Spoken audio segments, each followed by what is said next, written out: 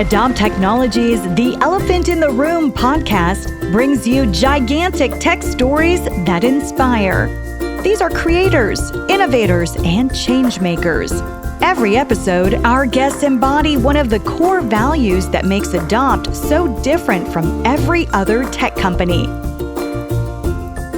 Much like an elephant, guests on this show are emotionally intelligent and ready to make a gigantic impact on the world. Thank you so much for listening to Elephant in the Room. I'm Carrie Pena. We have an incredible guest in studio, a hard woman to catch up with because you are very busy. Tammy Mcleod is CEO of Arizona's Flinn Foundation, a $300 million privately endowed nonprofit foundation dedicated to advancing biosciences, civic leadership, higher education, and the arts. As CEO, she oversees the Bioscience strategic roadmap for the state of Arizona. Tammy has such an incredible resume. I'll just pick out a few points if you would indulge me. She held several positions, including vice president at Arizona Public Service, where she worked for 23 years. And she's a member of the board of governors for TGen. Thank you so much for being with us today. Thank you for inviting me. I had to put my glasses on here to begin with to make sure I got all of that correct, because you certainly have an incredible resume, but you are also incredibly humble. Tell us first about your work with the Flinn Foundation. I'd love to. I feel very privileged to do the work that I do at the Flinn Foundation. It has so many terrific aspects. The first thing that I love about it is that it's totally dedicated to Arizona. And I love Arizona, and it allows me to go from end to end and think of ways to strategically help our state.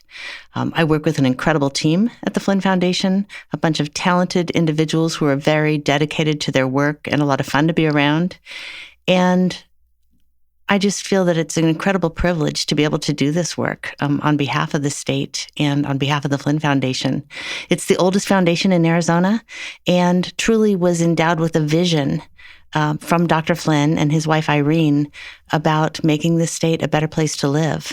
That's our mission, improving the quality of life in Arizona to benefit future generations.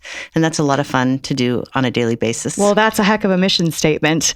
On this podcast, of course, sponsored by Adopt Technologies, we like to highlight inspirational people in the world of tech, diverse people in the world of tech.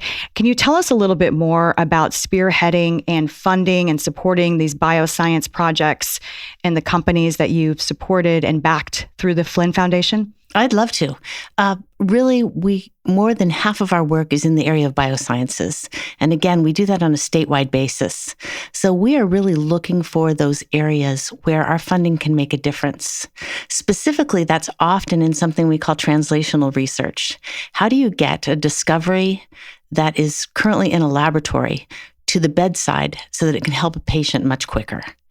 And that may mean doing some early stage funding with a researcher, which we call like kind of seed grants, or it might be helping that researcher to get that discovery out of that laboratory through helping them build a board, helping them understand what their market really looks like, getting some professional advice to help that entrepreneur so that they can learn and grow and really make that a go in the state of Arizona. So then on the other side, we're also looking for entrepreneurs, early stage companies in diagnostics, in devices, in drugs that are making a difference and that we believe is something that really fits with our mission that will improve the quality of life in Arizona. So we do an open, what we call them biopreneurs, a biopreneur competition every year. And we have really terrific companies come forward with their early stage ventures. We bring in an outside panel to help us do the selection, to kind of look deeply at the science to make sure that it's valid. And we really take incredible pride in watching these companies then grow across the state and try to surround them with everything that we could do to make them successful. What do you look for? You outlined some of the things that, the science, but there are a lot of people, I'm sure, who are requesting help from the Flinn Foundation, and a lot of qualified people in this world that you're in. What do you look for that makes someone stand out? Yeah, so that's a great question. And there can be so many things because it is a diverse group that comes forward, which we're really pleased with. First off, the science has to be good science. And again, that's not something I'm going to be able to judge, but we get outside experts to tell us that. Secondly, on the research side, we're looking for people who are good collaborators. We know that if it's a single scientist in a single laboratory in a single institution, it's not going to go as far as if that's a person who's really collaborative with other scientists in outside organizations that can make it go further. And that's something that's really been core to Flinn in terms of supporting research. It's got to be collaborative across multiple organizations. And then on the entrepreneurship side, we are looking for people who are humble, people who will listen. An entrepreneur who is willing to take advice that they're given and to learn and grow with it. Maybe an entrepreneur who at some point in time has to say, I'm going to step aside and get a CEO to really take this to the next level.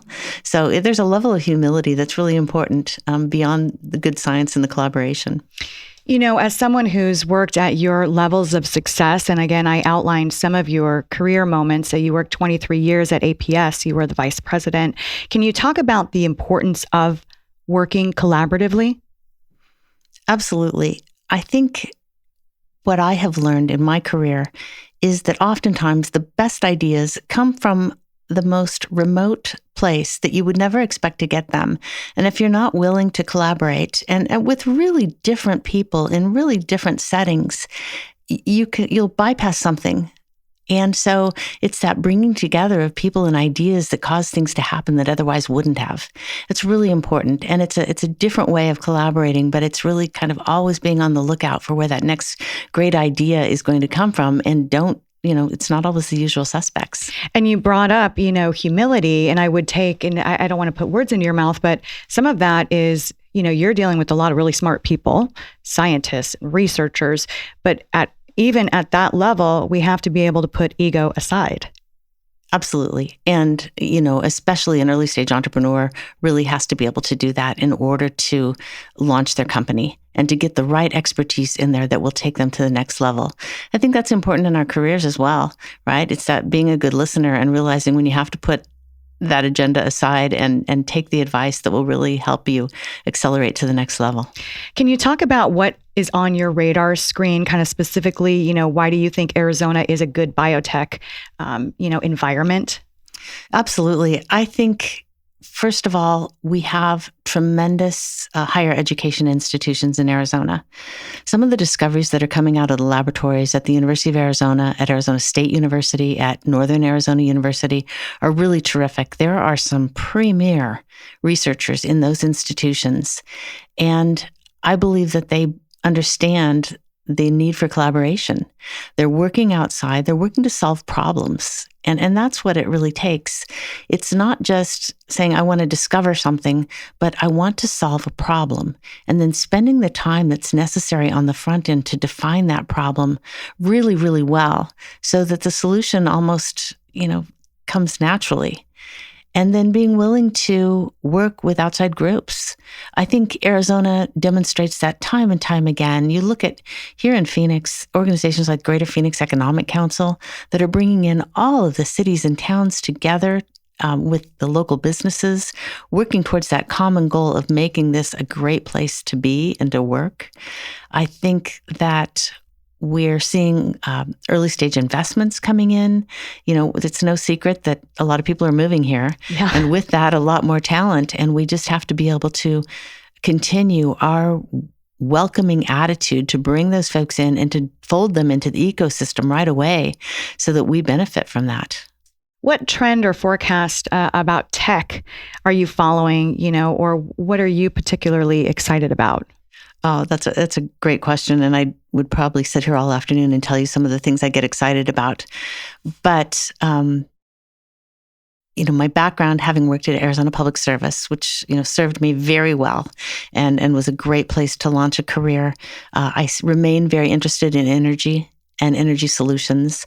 I remain very interested in the data analytics pieces that are going on, not just in the energy market, but those data analytics that are really going to come into healthcare and help us analyze, population health, come up with some great solutions that'll benefit people. One of the discoveries that's come out of University of Arizona that we're very excited about, we've made a big announcement, is something called pharmacogenomics. And what this is it is an ability to dial common medications directly into your personal genome. So the standard of health in the past has really been developed kind of on a bell curve. And many of us don't fit a bell curve. We're on one side or the other. But with pharmacogenomics, they can really go in and dial into your specific DNA and find the medications that will work best for you and understand which ones to avoid because they won't work for you. So it's really exciting work. And it's so great to see it happening right here in Arizona. We'll definitely be a leader in this area. Tammy, what personally inspires you? You do so much, not only with relation to your position at Flinn Foundation, but personally. I mean, you're a huge philanthropist. You give so much of your time and energy. You sit on a variety of boards. I can't even go through the whole list because there's so many. What inspires you to continue growing, even at this stage in your career where you're at the top? Oh, I think there's so much to learn out there. And I have a great desire to continue learning. I love to build connections between people, between ideas, to see things occur that otherwise might not have if you didn't bring them together. I like to see those sparks where an idea takes off. And I'm interested in a lot of different areas, very interested in our environment. So I get involved with a lot of organizations, the Nature Conservancy, Desert Botanical Garden, places that are really, truly trying to promote conservation. I love working at the Flinn Foundation because we have this terrific group of Flinn scholars that are young polymath individuals. Yeah. They are so smart. They know so much. We're building civic leaders, and you can see those leaders go out and make a difference in their community. I mean, all of those things inspire me, and I take inspiration just from everywhere and everything, including things that other people do, music, art. There's not a weekend that you don't find me either in a gallery or at a performance or observing something like that, because I really get a lot of inspiration from that. And I want to ask you a question that could seem simplistic, but I actually think it's kind of complex. Why is it important for people to continue to care about things that maybe we can't directly impact, but to learn and to care? You're talking about some very, big subjects here that don't always impact everyone today, right now, but you care so much about all of these areas. It's a hard question. I think one of the things that I know is that sometimes when we talk about these big, hairy problems, it's scary. And it causes individuals to shut down because it is one of those things that, what could I do about that? But the reality is it needs to be communicated differently. And we need to say that, that big, scary problem, it really does boil down. And in some way, it affects you, it affects your family, it affects your home. And we need to boil those down because people can get their arms around that and understand that, these big problems really do translate to immediate issues. And once we focus on those and we communicate it in the way that doesn't make it so audacious, but makes it really down to the local level, I think it causes people to care. And hopefully, I can continue to be a voice to do that. Do you feel that the playing field is more level now for women in tech? I think we have a long way to go. I think the playing field is leveling, but having been at South by Southwest last week in so many of the tech conferences and listening to so many of the panels, there were certainly a lot more men there than there were women. And so I think it is up to the women who are there to reach back and to partner and to bring along that team of women that they see. I think mentorship is really important. I think it's important in every aspect of life in terms of what you want to do. And I think it's really important to identify those people ahead of you who you can watch and learn from, but also for those people ahead of you to turn around and reach back and to bring the others along. I really think that's why my career in broadcasting happened, because I had incredible mentors. And, Christy Paul from CNN turned out to be one of my best friends, but she was so supportive of me. Even when I was a kid reporter who had no idea what I was doing, she said, keep going, you can do it. Well, she definitely saw a lot of promise, and it certainly has come to fruition. Thank you for saying that. It's very kind. And just as we wrap things up, I just would be curious to hear from you, either personally or in your role at the Flinn Foundation, what concerns you most as we slowly, hopefully, begin to emerge from the pandemic?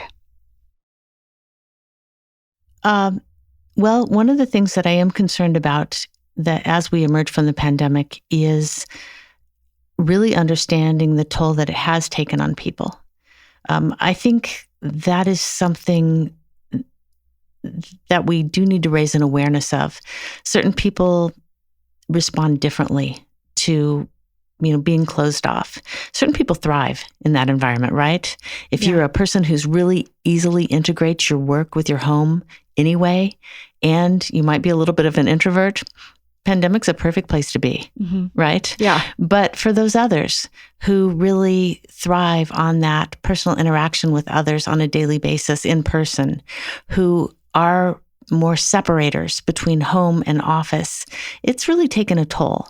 And that's not readily evident just by looking at someone. And so what are those ways that we can get that early warning system when someone's not doing well? How do we reach out and help those people?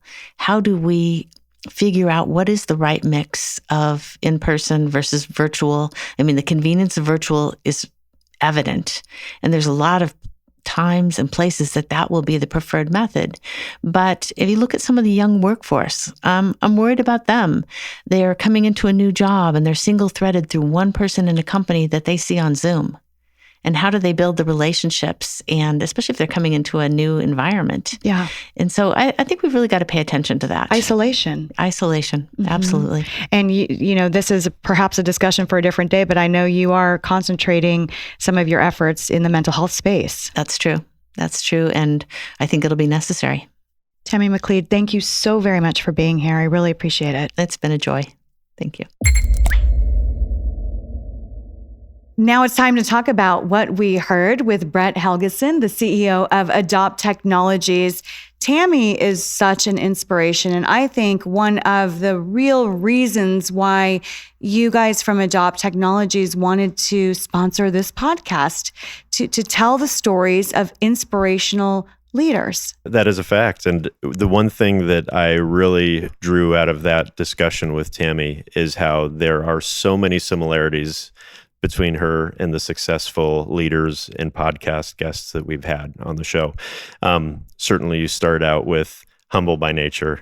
They all believe in the team that surrounds them. They surround themselves with people that have diverse sets of thoughts, which is absolutely what this is all about. And then on top of that, they are constantly searching for knowledge. And they're just humble about the fact that they know there's so much they don't know, and that they seek out learning on a daily basis. What was your main takeaway from what she said? The one thing that really struck me is, as a business leader, it's certainly you always want to inspire and instill passion and have everybody striving to achieve the same mission and vision. And when you're in a product or service business, certainly you can get a ton of people on board. But at the same point in time, there's still a lot of people that it's absolutely a job. They might really enjoy their work, but they may not be as passionate about it. One thing that really inspired me about Tammy and her work at the Flinn Foundation and all the incredible work they do for the state of Arizona and entrepreneurs is the fact that everybody there is so passionate about Arizona and helping others and serving the community. And it honestly makes you reevaluate sometimes, like, gosh, I wish there was even something bigger than me that I could get 100% of the people on board with the same level of passion that I have for something. And at Adopt, we do a great job, but still, it's a daily effort. I've never been a part of a business or a community that, at least on an ongoing basis, that's fully focused on achieving one major goal and initiative for a lifetime like a foundation does. Since you're the CEO, how does listening to an interview like we just heard from Tammy and other guests that we've had on this podcast, how does that impact you? And how does that make you want to become a better leader? Well, I think one thing it does is it validates for me that a lot of the things that we do, that I do as a leader, are on the right path. At the same point in time, it just really exposes areas, especially, relationships, being outgoing, really trying to seek so many different perspectives regardless of the circumstance, because that's where true education begins, when you're able to hear things from another perspective. And just as we close things out here, what has it been like? We're a few episodes into the season. So what has it been like for you sponsoring a podcast like this and helping to elevate a multitude of voices? Well, first and foremost, it's easy to do this when you have a wonderful team like yourself and Nick and the Felice Agency helping us accomplish this. But really, it is just wonderful to get these great, brilliant, successful people in here sharing their story and educating so many people on what they do and how they do it, how they got to where they are. And you may not have otherwise heard that story. So that to me is what's wonderful. Well, congratulations, because a lot of folks are tapping into the podcast. It was featured on Yahoo Finance and various other platforms. So congratulations on doing this with intentionality and with purpose that I think is very pure. So we appreciate you being here, and thanks to all of you for listening and watching. I'm Carrie Pena. Take good care.